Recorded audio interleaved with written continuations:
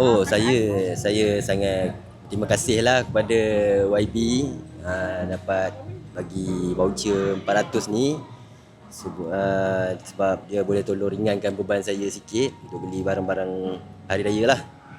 Saya terima kasih sangat-sangat lah. Ni baru pertama kali saya dapat voucher e-kasih ni. Sebelum ni memang saya tak pernah dapat. Jadi saya bersyukur sangat lah.